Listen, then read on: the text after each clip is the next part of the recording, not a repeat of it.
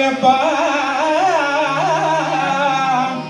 ஒன்றும் அறியாவது போல் இருப்பது உன் நியாயமோ உனது மனம் என்ன கல்லோ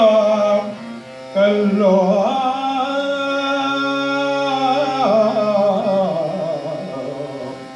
ஐயப்பா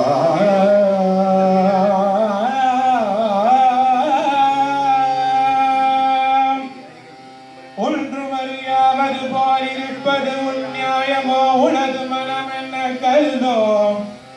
அன்று ஒரு யட்சியை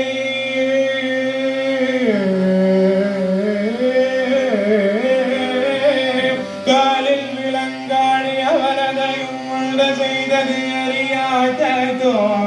நின்னுடைய லீலையா